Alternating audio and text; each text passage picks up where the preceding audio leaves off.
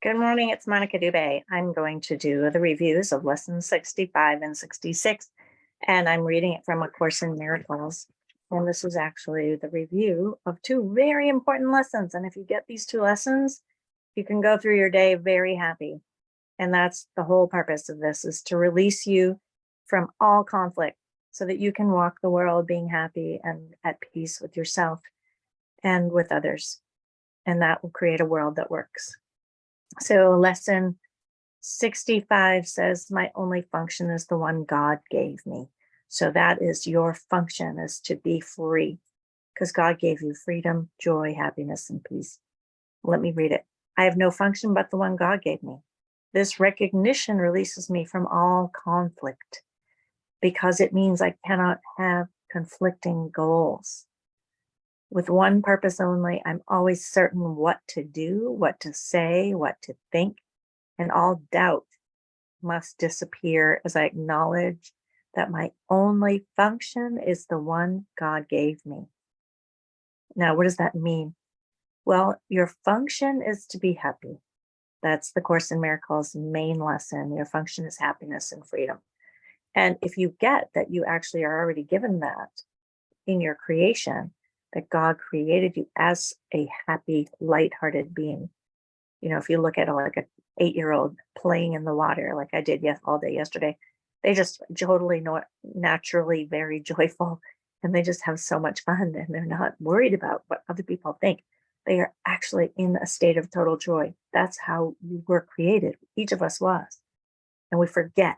We were conditioned to believe something else. We were conditioned to judge ourselves or believe that we're bad or wrong. And all that conditioning created a separate self. It separated one part of your mind from another.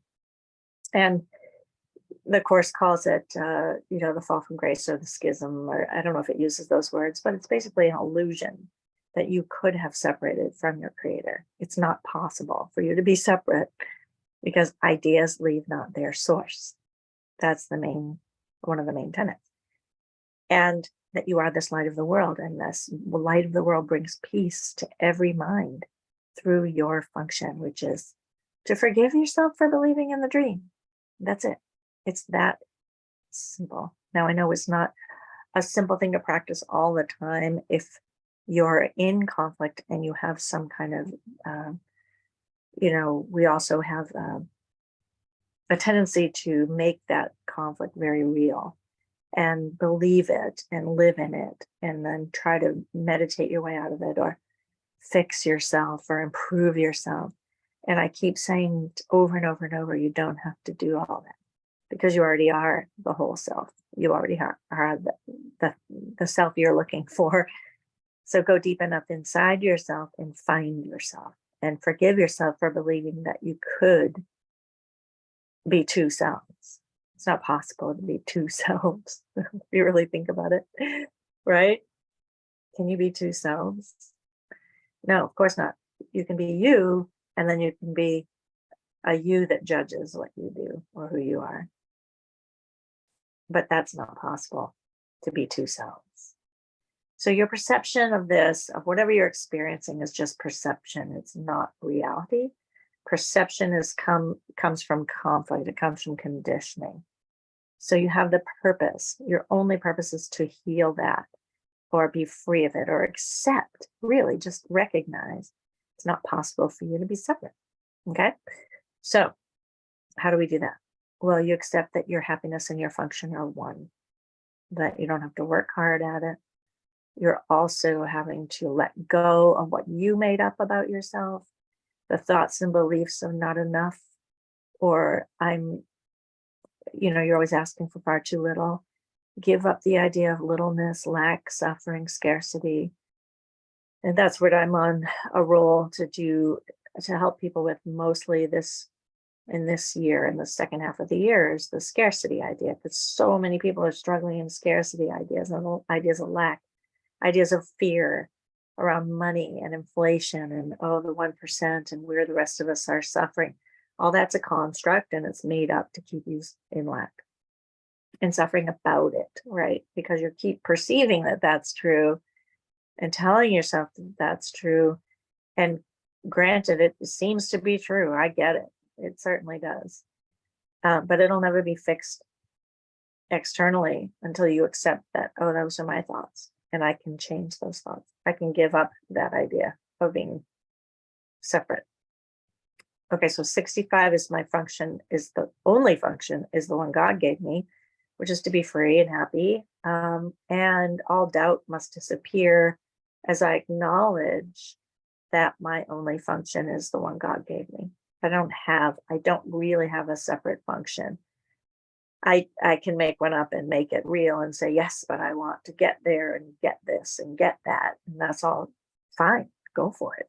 I'm not taking that from you. I'm not taking anything from you, actually. I'm just giving you a new insight into what's possible with this Course in Miracles and how it woke me up from my suffering around not enoughness and not being doing the right thing, believing that I never had enough time or I never had enough money.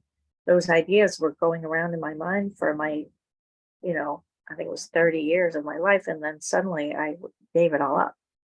Not suddenly, but gradually. And it felt sudden because it dawned on me that what was true was what this Course is telling me, that my happiness and my function are one. And you don't have to accept it right now, especially not from me. It's up to you to decide you want it. And when you decide you want it, guess what? You have your higher self already being you. And it's a question of just releasing and forgiving yourself for believing in your perception. Okay. And it's often a practice. You have to practice it because unless you have a spontaneous, massive awakening, which could happen, absolutely, this is going to be a gradual process. And that's because it needs to keep pace with you gently so that you're not freaked out by the massive amount of light that will come into your awareness when you recognize that God created you whole and complete, and your little separate self, who you've identified as in this body, is not you. Okay, and that's a very happy thought if you've been struggling. And I know a lot of us have been struggling, and I get it, right? It's just being able to confront those thoughts and beliefs that you have about yourself, being willing to be coachable, being willing to say, oh, wow, I do have those thoughts, and I can release, constantly go through a process of release. All right, so 66 is my happiness and my function are one. Okay, so you have your function that got the one that God gave you, right? Which is to be happy, but your function is also a part of this happiness, right? So let me read what it says. It says, all things that come from God are one. They are come from oneness and they must be received as one. Fulfilling my function is my happiness because both come from the same source.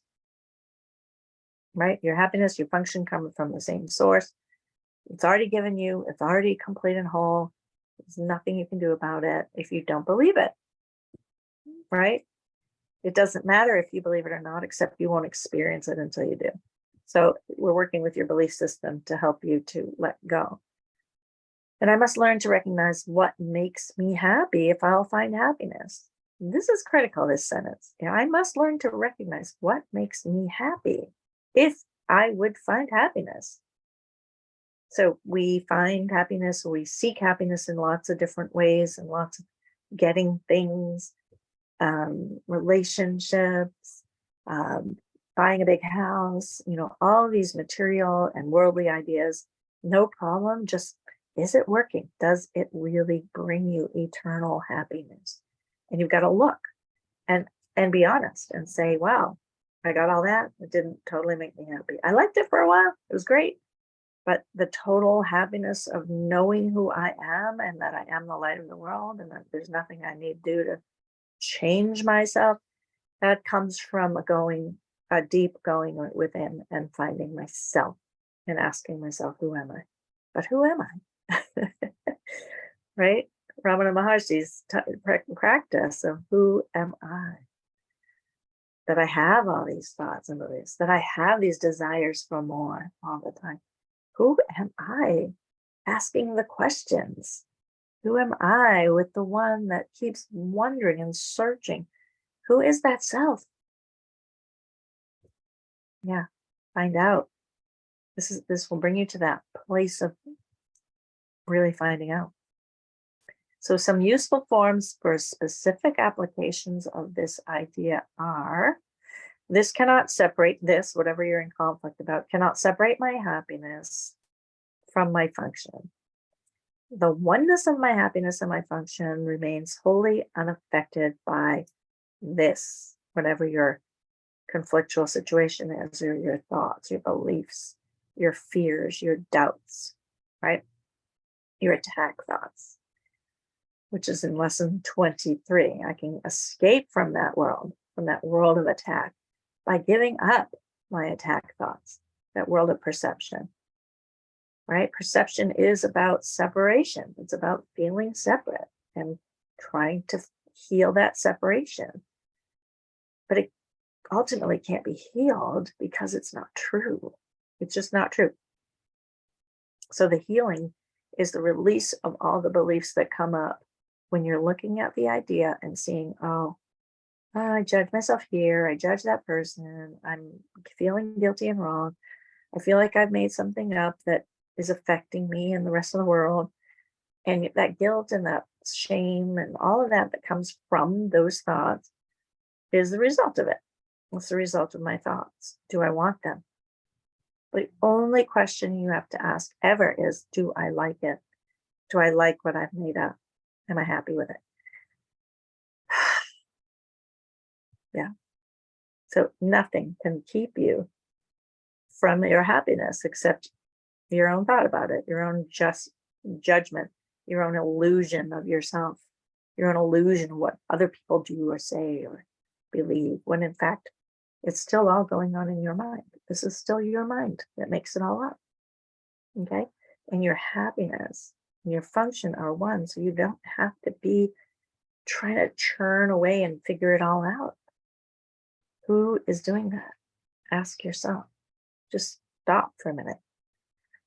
Who is doing that? Who is the one believing that there's something wrong with me? Who is the self that believes I have to, work hard toward finding my real self? Who is the one that believes that there's something missing and that it's not enough? I'm not enough. Who believes all that? Take a look. Because when you find that self that does that, I don't know that you will actually, because I don't believe it actually exists. But it's a self inquiry. You've got to find that yourself. It's a discovery. I kept looking and couldn't find it. I kept looking. I'm like, huh. So it's really just a bunch of thoughts? Yeah. That create an internal state of conflict? Yeah. And I live in that for years and years and years. Yeah. It's the cosmic joke. I but do this to myself. I but do this to myself. I don't have to keep doing that. My only function is the one God gave me. I can't have conflicting goals. My goal is to be happy. Isn't your goal to be happy? Like, no matter what you think will bring you happiness, the goal still is happiness, right? Regardless of how we define that or try to achieve it or accomplish it or have it, it's still, the fact is, I'm looking for happiness because I don't have it. If I had it, I wouldn't be looking for it, right? If you're at home in yourself, you wouldn't go looking for your home. You know that you belong right here. I'm sitting in my childhood home right now telling you all this, and I'm just like delighted because I got to come home full circle recently, the last couple of weeks, and I'm delighted with where I am. I can't describe it. It's just a recognition that I relaxed right into being in this physical location, but it's more of an experience of knowing myself, that I don't have to fix anything and make myself better. There's nothing wrong. And I want you to have that. I want you to get that you have that within you too. If you give up your attack thoughts about yourself and your not enoughness, right? I don't care how much money you have, you still have that lack if you don't believe or know without a doubt who you are. Yeah, okay. Because the things of the world won't give you that. The things of the world will take you from it more than give it to you. Often, not always. And there's nothing wrong with any of that. I'm not making it wrong. I'm just saying, in my experience, going deep within, giving up the things I thought I wanted, showed me none of it meant anything. I just gave up all my belongings a couple weeks ago and moved back here. And it just feels really amazing that I was not attached to any of it, except a couple of things. And I cried a little when I let them go, and then they're gone. Never thought about it again. Just let go. Really detach from the things of the world, and you'll find yourself. I'm finding myself in a place of acceptance and peace. And that really, what do I really need anyway? I need a little room with a little closet and place to put my books and a bed to sleep in, companionship. Yeah, I got my family here right now, which is great, and access to lots of people. Really important to me, relationships. So the oneness of your happiness and your function is really given you. You don't have to go seeking it. It's already given you. It's your natural inheritance. So we're just removing the blocks to the awareness of love's presence. That's all the course ever does. It removes the blocks to the awareness of love's presence. And you are that love. It's what you are. All right. I hope this helped you today. I just want to share that. I hope to get it up on YouTube soon. Lesson 83, which is a review of lessons 65 and 66. My only function is the one God gave me. And my happiness and my function are one. Blessings. I'll talk to you soon. And take care.